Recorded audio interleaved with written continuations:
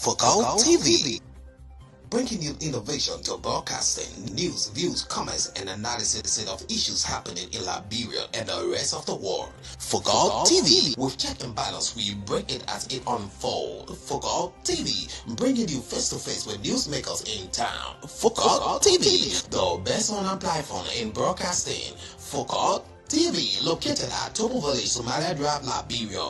Be the part and experience the best in online broadcasting. Keep Focal.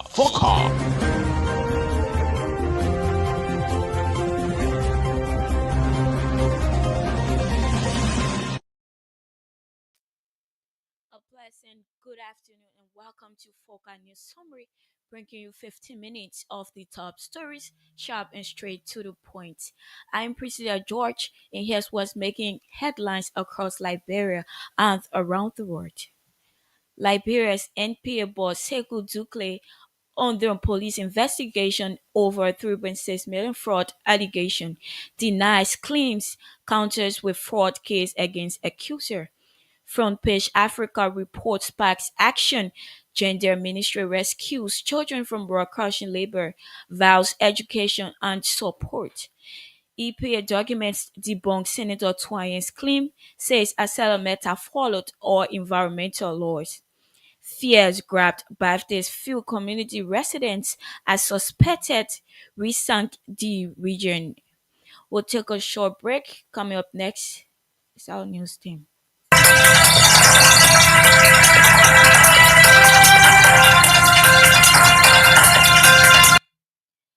The Liberian National Police have launched a criminal investigation into allegations involving NPA Managing Director Sekou Dukle and a Chinese investor Yang Deng.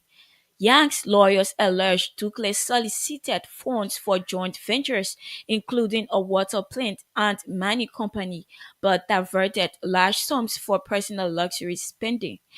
They further claim Yang paid for Dukle's China trip, business class travel, Rolex watches, and real estate renovations, while receiving nothing in return from the partnerships. In response, Dukle denied wrongdoing, accusing Yang of masterminding a scam to defraud Chinese investors by selling fake equity in a company he did not fully own. Police has since confirmed that the case is under investigation as both parties filed complaints, leaving a swell of conflicting accusations and a court battle in progress. The Ministry of Gender has removed children from a hazardous rock crushing site in Douazon, following a powerful front page Africa report that exposed the exploitation. In response to the publication, the ministry's team swiftly intervened, halted the labor, met with parents, and launched an emergency child support plan. The rescue plan includes scholarships for the 2025-2026 school year, small grants to parents, and continuous monitoring under the Street Child Project. Officials warned parents against child exploitation, citing Liberia's child protection laws and vowing legal action for future violations. Community leaders and single mothers praised the media's role, calling the government's quick response a hopeful turning point for the children's future. Documents obtained from the Environmental Protection Agency, including a comprehensive environmental and social impact assessment, has strongly disproved Senator Twain's claim against Meta's newly dedicated project in Nimba. It can be recalled Senator Twain lodged a formal complaint against AML before the Liberian Senate, alleging breach of the EPA regulation in the construction of the iron ore concentrator. According to the ESI's report done by international consultants, it, among other things, highlighted key environmental measures of the social and safety measure of the project. According to the findings, the EPA approved and renewed permits based on 21 detailed reports, including air quality tests, biodiversity assessments, and resettlement action framework, confirming no displacement occurred. Despite public consultations and documented legal compliance, Senator Twine argued that AML acted unlawfully, raising concerns over the motives behind his persistent accusations. Authorities say the verified facts demonstrate AML's adherence to environmental laws, warning against political misinformation, which risks eroding Liberia's regulatory credibility. Fears grabbed residents of Baptist Field community in Dupont Row when alleged armed robbers stormed the region, firing live bullets. According to eyewitnesses, the alleged operations occurred at 1:50 a.m. on Tuesday, largely targeted the home of a local money changer, causing panic among residents. Eyewitnesses further asserted that the suspected gunmen fired multiple rounds, thus forcing residents to stay indoors and further preventing someone from contacting authorities. While no life has been lost to the alleged incident, the victim whose house was targeted sustained serious injuries. Police arrived at the scene lately after the alleged assailants had fled. Initial investigation conducted by law enforcement led to the recovery of a single barrel gun along with over 20 bullet shells, some of which had used in the suspected robbery. The Bond Students Union has expressed deep concern over the action of Representative Marvin Cole for allegedly neglecting library project. The union contends that despite laying claim to initiating the project, Representative Cole is yet to complete the facility after reportedly receiving US 50,000 from former Vice President Joel Howard Taylor. According to a press release, the group alleged that the project is being used for open defecation, something which they described as insane. The, the further alleged despite materials being available for the completion of the project, the lawmaker have diverted it for his personal use. Meanwhile, Representative Marvin Cole is yet to respond to allegations made against him by the union despite efforts to get his comments. If you are just joining us, welcome to Focal News Summary. I am Priscilla George, and here's a quick look at our top stories so far. Liberia's NPA boss Sekou Dukle under police investigation over 3.6 million fraud allegation, denies claims, counters with fraud case against accuser. Front page Africa report spikes action. Gender Ministry rescues children from rock crushing labor, vows education and support. EPA documents debunk Senator Twain's claim, says Meta followed all environmental laws.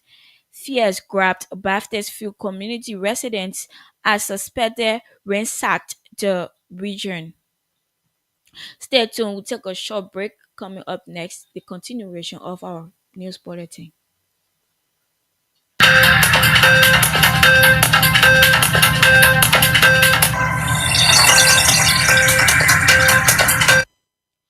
Welcome back. Two members of the Honorable House of Representatives are participating in the African Group of Negotiators meeting held in Germany. The delegation include Anthony Williams and Emmanuel Dan, alongside J.D. Amar, Deputy Minister for Legal Affairs at the Ministry of Foreign Affairs, and a team from the Environmental Protection Agency. The Tuesday meeting witnessed Liberia's lawmakers actively engaged in policy dialogues, leveraging their legislative oversight and ensuring that the nation's priorities are met under Africa's unified climate agenda. The move underscores Liberia's commitment to climate diplomacy and positions the country to advocate for access to clean energy solutions for vulnerable communities. President Joseph Boakai has by proclamation declared Monday as a working holiday in celebration of the Day of the African Child. An executive mansion release said President Boakai will celebrate the day with the African Union Convention celebrated under the global theme Planning and Budgeting for Children's Rights.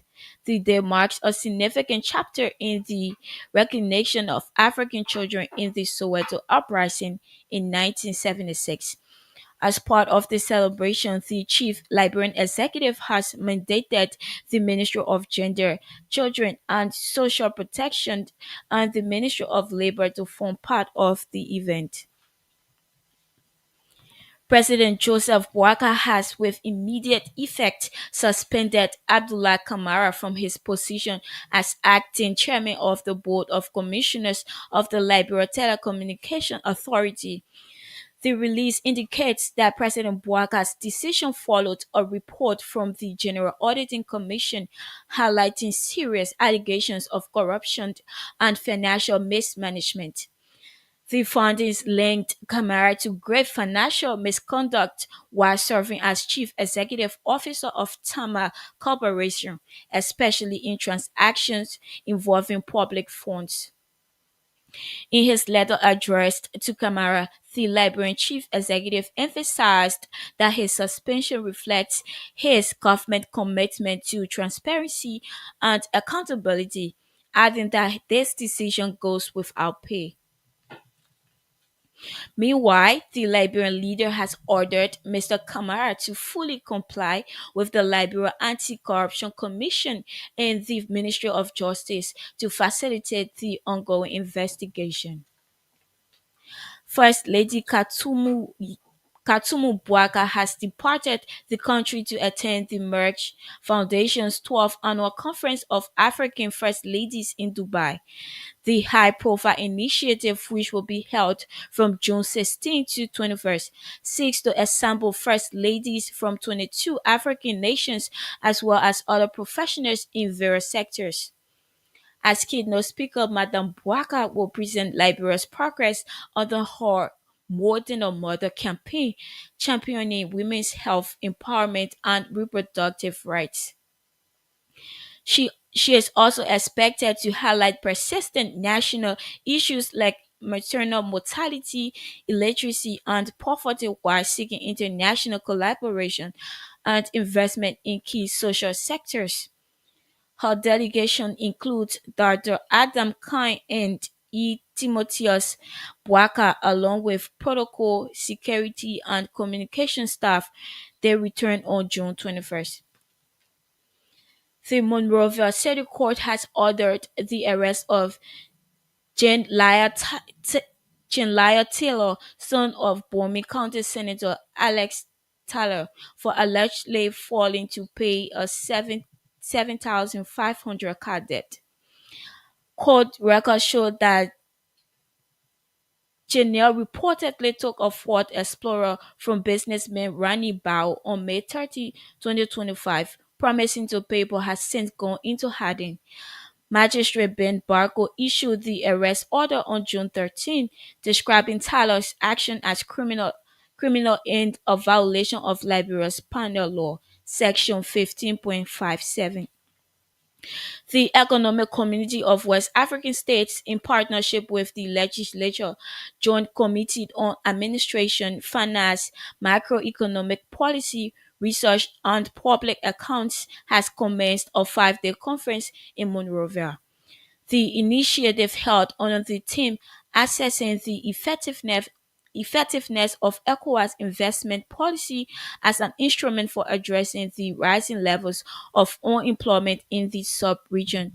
During the conference, participants are expected to dialogue on the causes of unemployment in the region and propose actionable solutions to address them.